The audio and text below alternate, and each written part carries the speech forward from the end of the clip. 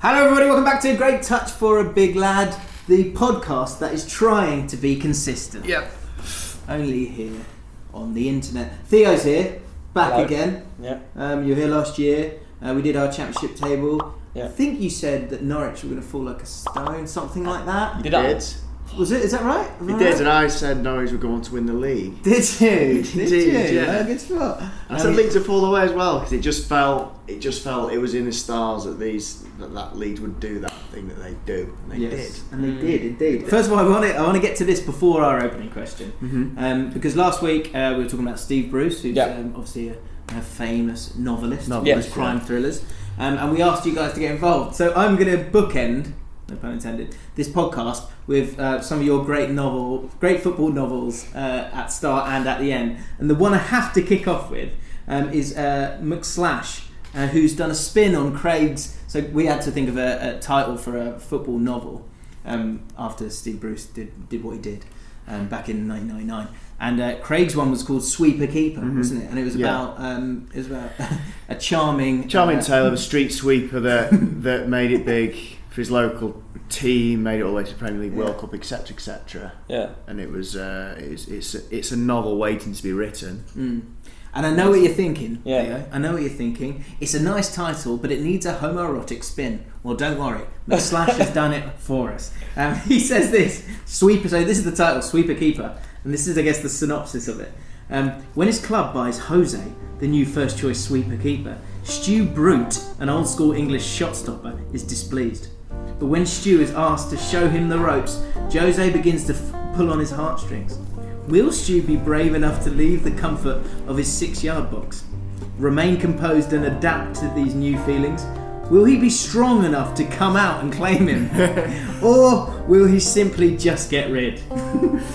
Will Stu be defiant in defence, or will he allow himself to concede? You know, I did read that comment, but I didn't read the undertone of it. Beautiful. It is, yeah. Would you read that, Theo? Would you read Sweeper Keeper? Is that one for you on the beach? Yeah. Yeah. Get my Kindle. Yeah. Nice close up, George, on him when he went. Great. Right, opening question time. I've got one, and it comes from Stephen Gerrard's book, which I slowly sort of chip away at. Is this the new version since the title collapse? Because he did a version several years before that year. Yeah, which you've read that. I read that one, but I've since read his kind of the adapted chapters where he goes to shit. Right. So this is the new one. So he's talking about losing the title, but he also he talks about that game against Chelsea, and he talks about the fact that in 2005 he was this close to going to Chelsea, and in the years after that he was always thinking about. Did he make the right call? Yeah. Did he make the right call leaving Liverpool to go to Chelsea? And in that period of time, I think Chelsea had won 10 trophies to his 2. He'd won a League Cup and an FA Cup. And so that's something that he's then had to deal with after losing the Premier League title, which he explains in the book that he wanted it too much. So it made me think, would you rather be a legend at a club and win nothing in your career, or you win the lot but you get no adulation? You basically go off into the sunset and you never go, you won't get a free ticket back in, no one will remember you, you're basically a nobody, but you're Alan Shearer at Newcastle, or pick a random Man United squad player from the treble year. Yeah, you're like Ronnie Johnson. You're like like Bebeto, but he's living in Estonia. So he's won the lot. That's easy. I think you'd be the club legend. I would. Why? I just think it. Why is it that important? Is it more important that you've achieved than you're loved? For me, Shearer, he's not one load way doing anything at Newcastle, but he achieved a lot at Newcastle. I think that will mean more to him deep down. I do truly think that will mean more to him. And it's easy to say in hindsight, well, Shearer won nothing, but if he even won a League Cup at Newcastle, that would have meant more than winning a trophy of another club that meant nothing. According to Michael Owen, which we'll discuss very soon, he wanted to get out. Anyway, we'll get onto that in a second. What do you think? Legend easy or... option for me. Do you think it's easy? Yeah. Is it that easy? Yeah. You go for legend, yeah? Yeah, I go for club legend. Yeah. So you'd rather I play think- Chelsea I- and win with Chelsea than... I think about Bolton in the back of the Prem. If I was like a club legend for Bolton in our Prem years, or be someone unknown, like we said, I'd pick Bolton any day. Yeah. Be a club legend. Yeah, 100%. I agree as well. I'm fascinated to know if anyone would pick the other way. Yeah. If anyone would be that ruthless and go, look, football's... Because the thing that comes with it as well, remember, you win the league. You get those moments as well. Mm-hmm. So you get to win the World Cup. You just don't get that adulation 20 years down the line. But you win the World Cup. It'd be a harder question if we were actually in that position and you're actually there and you're winning. Yeah, but you're not winning anything. You're not winning anything at your club, and there's that opportunity to go somewhere where you could. Right from here. But that's what I'm asking. I know, but from here, it seems so easy just to say, "Oh yeah, club legend," and I feel like I've gone down that. I think because that is a big part of it. If to win the FA Cup, to have that glory on that day, to win the World Cup, and maybe you go to different clubs and you do it. That makes it a lot more even to me if you think about that element of it. And then there's just like being... Who's a Stoke or a Bolton player that was there for years and years but didn't win anything? Kevin Davis. There you go. Like any squad of the last 70 years. yes, sorry. But yeah, I think it's closer than you think. It's tough. I think it's really tough. Yeah, maybe, but I just think it means more. It means so much more. Just to win a promotion as a Stoke player would mean more than winning any trophy for Man United. What about if it's not so for you two, you're players, right? Mm-hmm. It's not for Stoke and it's not for Bolton. You're playing for Bolton, you're playing for Stoke. That's Theo and Craig if you're listening to the podcast on iTunes. Just search Great Touch. Well, no, it's the same principle. It's not Stoke, so it doesn't make a difference. Are you trying to like lower the bar from Man United? You could be a club legend at Bolton. Or you go I'd take club legend at Stoke. You'd still take club legend? Yeah. Wow. Fascinating. Yeah. You were turning there. No, if it's not Stoke, I've vaguely lost track of your question. If it's not Stoke, I'm not bothered. I'll the Stoke option. What about because there's a lot of players. But listen, there's players like Gerrard and Carragher who are pictured growing up in Everton shirts, and then they obviously went through Liverpool Academy and did it all. They didn't change. I think when you're there, if I was a Bolton fan and went to Stoke from a young age and became a club legend, I think I'd still take that over going get loads of trophies. I really struggle with it. Really? Yeah, because I think you want to go and win things. That's why you be a professional. You also want respect. But if it's QPR, see there's three things. Yeah. There's any other club. I don't think so there's QPR. I'd be a legend. But if it's Bolton or Stoke, I'll go. I'll just go around and win everything. And then of course, yeah. It has to be my club, or else the questions. Yeah. Let us know what you think in the comments below. As I said just a second ago, check us out on iTunes as well if you want to support the podcast. We would very much appreciate it. Also, just a quick plug, we'll be doing a tier list this week, and it's Premier League captains, so make sure you subscribe to the channel so that you don't miss that. Right, let's talk about Shearer and Owen then. So they're pissed off at each other basically. So Michael Owen's got a new book. He's on the plug, isn't he? And he's on the plug, and this is kind perfect. of what happens. This is jackpot for him. This is in the lead up to like an England game as well, which is I think there's a sort of sadness about that. But how do you feel about two great England strikers having a bit of beef? I think it's a shame they've aired it on social media. Yeah. A massive shame. They could have done this over text or call if they were that arse. I just think, for me, it screams that Owen's doing it for the publicity of his book. Whether he intended to or not, that's how it's coming out now, and it just looks a bit sad and pathetic, really. But I don't think it was his choice. I bet it was people around him who were like, yeah, let's do that. Probably. Well, fuel something, get the numbers up. He's literally come out and tweeted since saying something like, I didn't want my book to be publicised in this way. He's always going to say that. Yeah, exactly. That moment, did you? But by definition, your book is serialised. Yeah. And people know the game of an autobiography. You want to hear stuff, you want to hear gripes, you want to hear true feelings on things, and it's those exact bits that will be pinpointed and serialised and put out there to help you sell the book.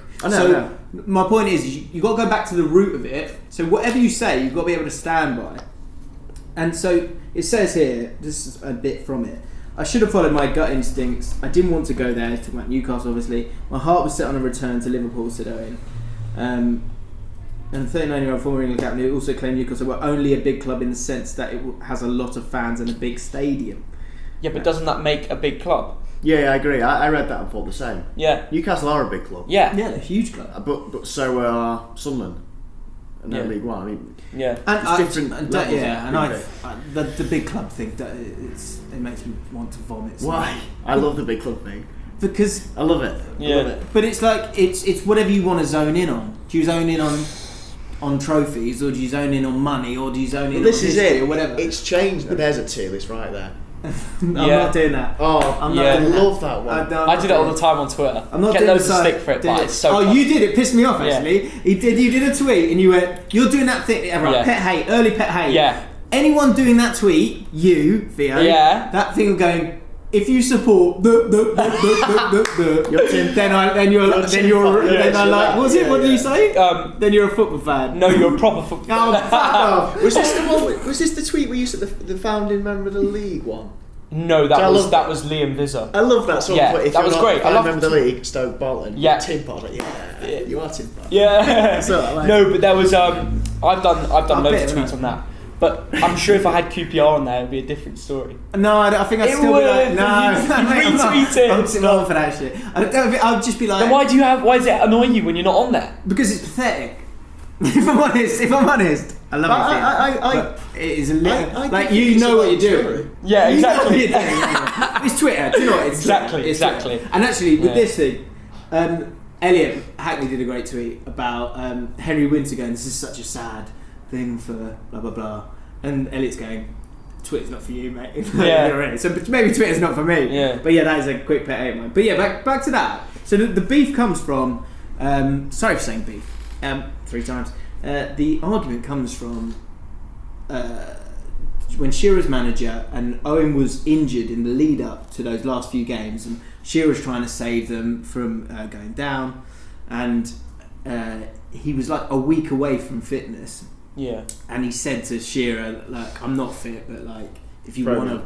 Yeah, and I think this is where there's a like miscommunication, and this is when you then drill into the character of these two people, because you go, who's telling the truth here when it comes to the injury thing? Because another pet hate of mine is, I remember seeing Kieran Dyer came to QPR. Yep. And he played first game of the season. He'd had a horrible time at West Ham. Came to us first game of the season. 10 minutes in, I think maybe less, did his metatarsal. And like people in the crowd were like groaning, "Oh God!"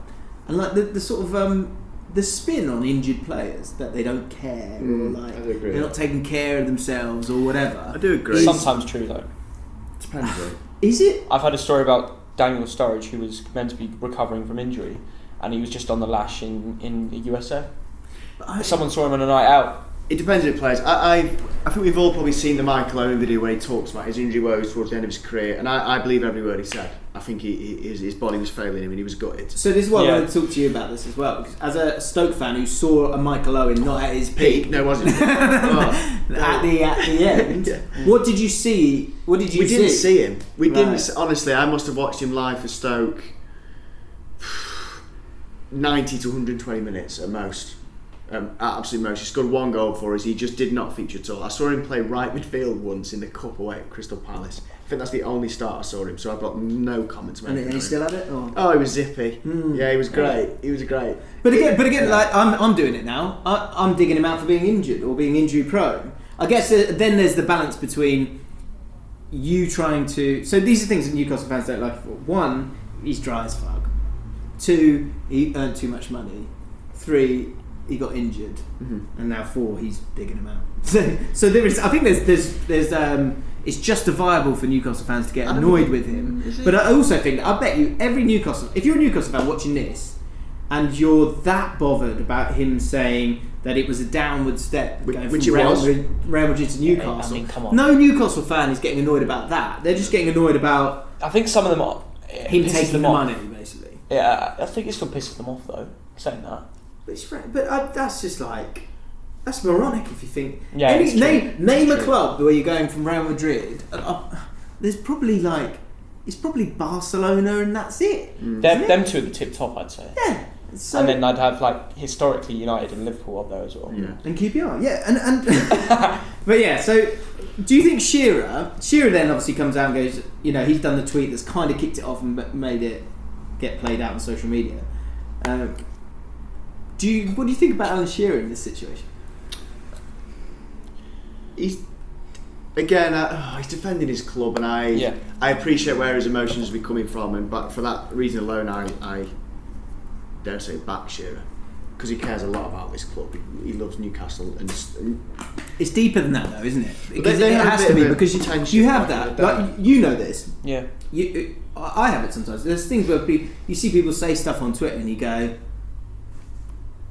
and you leave it. In reality, there's no. It's not worth.